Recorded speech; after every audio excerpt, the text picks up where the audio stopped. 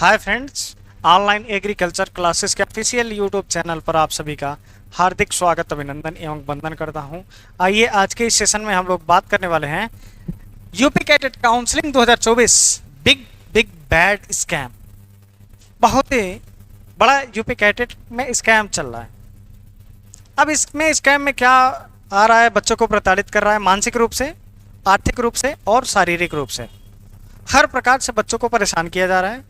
इसमें क्या है, कौन सी ऐसी बातें हैं जो आपकी ये बैड स्कैम के रूप में देखी जा रही हैं। आइए चैनल को सब्सक्राइब कर दीजिएगा और देखिएगा इसको। यहाँ पर देखेंगे कुछ हमने नोट्स यहाँ पर जारी किया है। अदर स्टेट मतलब जो अन्य राज्य के छात्र हैं, जो अन्य राज्य के, जैसे उत्तर प्रदेश को छोड़ करके बिहार, उत्तराखंड, हिमाचल प्रदेश, पंजाब, हरियाणा, मध्य प्रदेश, अन्य राज्य के छात्र हैं, वो एप्लीकेशन फॉर्म यूपी कैडेट में कर रहे हैं तो आवेदन करने का ऑप्शन आ रहा है। ठीक है, चलिए आवेदन करने का ऑप्शन आ रहा है तो ठीक है, आपने आवेदन करवा दिया। यहाँ तक कि आवेदन करवाया, फिर एडमिट कार्ड जारी किया। एडमिट कार्ड जारी करने के बाद आपने सेंटर जारी किया। सेंटर जारी करने के बाद फिर आपने एग्जाम करा करके और अच्छे तरीके से उसका रैंक कार्ड दे दिया। ठीक है, रैंक कार्ड दे दिया, यहाँ तक तो ठीक था।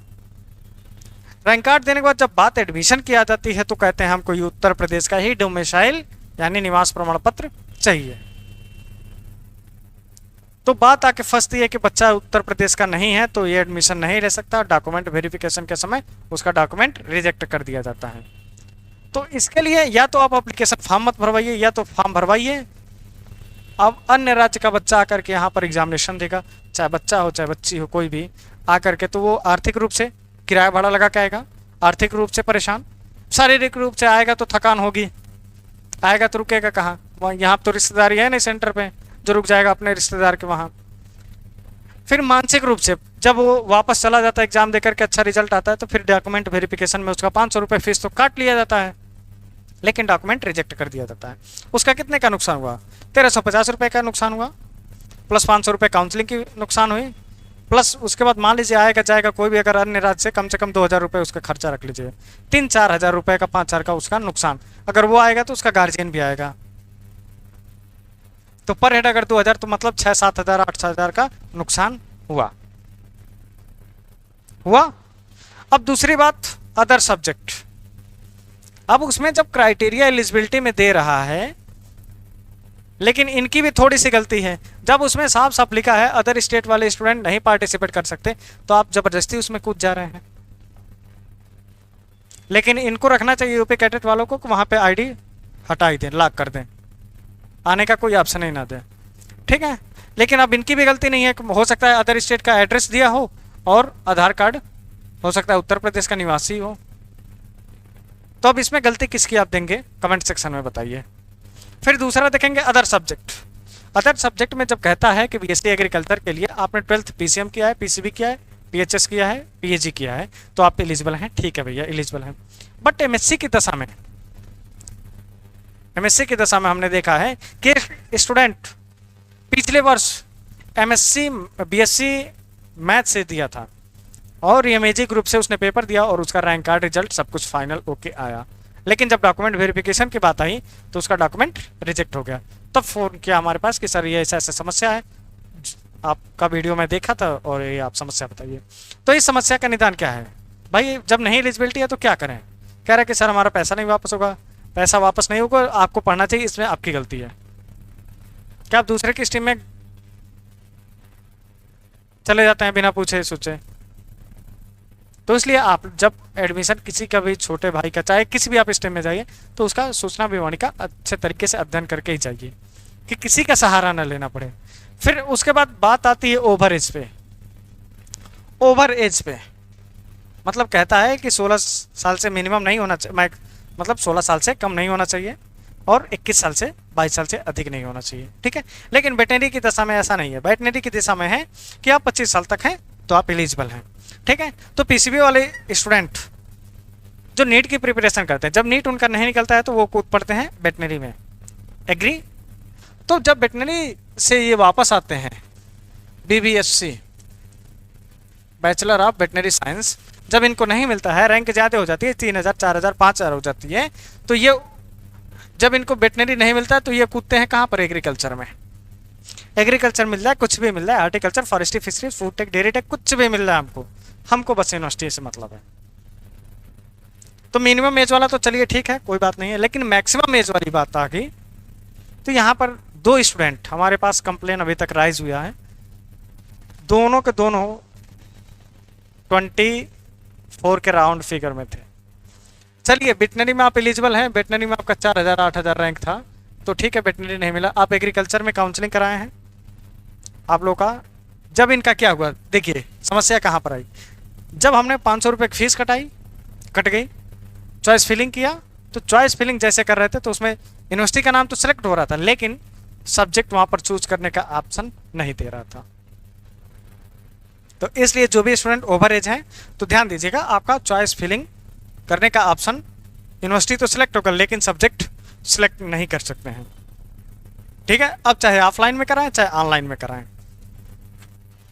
ठीक, तो ये ओवर एज वाला। फिर नेक्स्ट फी स्ट्रक्चर बहुत इंपॉर्टेंट है, ये वाला तो बहुत ही 4 स्टार का इंपॉर्टेंट है। ये सबने झेला होगा, जो भी एडमिशन अभी तक कराए हैं, नहीं कराए हैं तो अभी एडमिशन आपका होगा तब आप झेलेंगे। अब इसमें क्या देखेंगे, फी स्ट्रक्चर। फीस स्ट्रक्चर में दे रहा है कि सर मात्र 25,000 और 5,000 की सिक्योरिटी फीस, 30,000 रुपये के आसपास में मेरा खर्चा होगा। मतलब कहने का तात्पर्य है कि हमारा जो फी स्ट्रक्चर है ये कह रहा है 30,000 रुपये, 30,000 रुपये में मेरा हो जाएगा फाइनल, अकॉर्डिंग टू सूचना विवरणिका के अनुसार। ठीक, 5,000 सिक्योरिटी फीस, 25,000 सेमेस्टर फीस लगता है, वो तो मैं सर जानता हूँ। ठीक है, इसमें आप क्या बताएंगे, हाँ ठीक है नहीं बताएंगे। आइए यहाँ पर जब आप यूनिवर्सिटी में जा रहे हैं, जब एडमिशन कराने, तो एक पर्ची मिल रहा है हॉस्टल फीस, एक पर्ची मिल रही है मेस सिक्योरिटी फीस। अब ये क्या है, यूनिवर्सिटी में तो हॉस्टल फ्री मिलता है, जी मिलता है। हॉस्टल की सिक्योरिटी फीस कितनी है साहब, 13,000 रुपये। मेस सिक्योरिटी चार्ज कितना है साहब, CSA में तो 7,000 है, बाकी जगह का पता नहीं। ठीक है, ये 13, 7, 20,000 रुपये ये कहाँ से बढ़ जा रहा है, 20,000 रुपये ये बढ़ जा रहा है, जो कि ये लोग नहीं दिखाए हैं इसमें, जबकि ये दिखाना चाहिए। अब बच्चे को, गार्जियन को पता है कि 30,000 रुपये में मेरा काम हो जाएगा, यूनिवर्सिटी जा रहे हैं 30,000 रुपये लेकर के, तो यहाँ पर अब यूनिवर्सिटी में जब जा रहे हैं एडमिशन लेने, बात वहाँ पर 20,000 रुपये कम पड़ रहा है। 1,000 2,000 500 कम पड़ता है तो चलो किसी से भी लेकर एडजस्ट कर लेते, लेकिन बात 20,000 रुपये की आ जा रही है, तो 20,000 रुपये वहाँ पे इनको कौन देगा, जिनको पता है तो ठीक है। इसलिए हम पहले वीडियो डाल करके इन्फॉर्म कर देते हैं, इतना इतना फीस आपका लगेगा, इतना लेकर के आप जाइएगा। ठीक है, मतलब अगर आप यूजी वाले स्टूडेंट हैं तो कम से कम देख लीजिए 13, 7, 20, 30, 50,000, सीधी बात है 50,000 रुपये आपके पास होना चाहिए फर्स्ट सेमेस्टर में। 50 के होना चाहिए फर्स्ट सेमेस्टर के एडमिशन लेने के लिए, बाकी सेकंड सेमेस्टर में कम हो जाता है। बाकी ये सिक्योरिटी फीस जो जमा होती है ये आपको वापस होती है कब, 4 साल बाद, 4 ईयर, 4 साल बाद ये आपको 20,000 रुपये वापस हो जाती है। ठीक है, नेक्स्ट अब इसमें डॉक्यूमेंट्स में क्या है, डॉक्यूमेंट्स में बहुत बहुत परेशानियां आ रही हैं। डॉक्यूमेंट में क्या प्रॉब्लम आ रही है, आइए। सर आपने बताया था कि मेडिकल सर्टिफिकेट बनेगा, जी बिल्कुल, मेडिकल मैं नहीं कहा था, ये यूपी कैडेट वाले ही कहते हैं। ये कौन कहा था, यूपी कैडेट वाले, उसमें साफ साफ लिखा है, तो वही हमने पढ़ के बता दिया आपको लिस्ट कि साहब ये देख लीजिए, आप अपना ये डॉक्यूमेंट लेकर के जाइएगा। ठीक है, मेडिकल सर्टिफिकेट। अब सर एक और सर्टिफिकेट आपने बताया था, एंटी रैगिंग।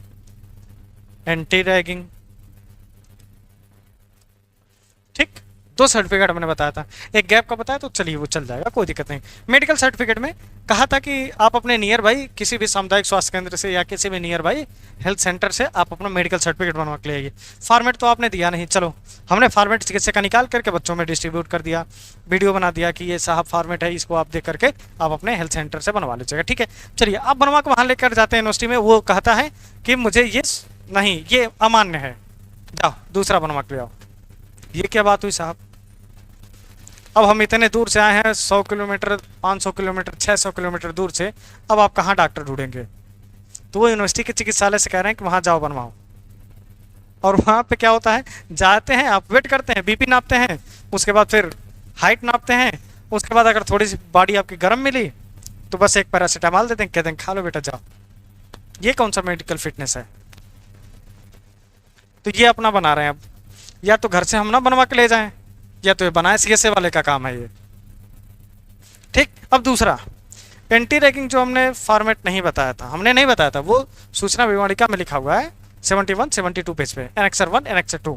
ठीक है, तो इसमें क्या हुआ, एंटी रैगिंग बनवा करके स्टूडेंटों को दिया, वो भी अपना स्वयं से घर बनवाए। अब वो कह रहे हैं नहीं, एक इतना बड़ा कागज दे रहे हैं, एंटी रैगिंग की वेबसाइट दे रहे हैं, एक तो वेबसाइट पे समझ में नहीं आ रहा, वेबसाइट किधर किधर काम कर रही है, कुछ मतलब नहीं आ रहा, रीडायरेक्ट होकर वापस वहीं आ जा रहा है।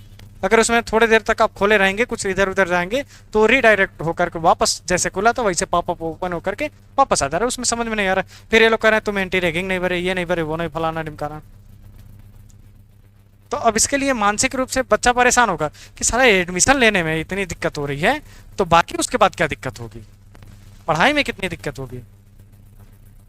तो इनका कोई सीक्वेंस समझ में नहीं आ रहा है। फिर अब इसमें हॉस्टल अलॉटमेंट होगा कब होगा, क्लास चलेगा कब चलेगा, इसका कोई नोटिस नहीं।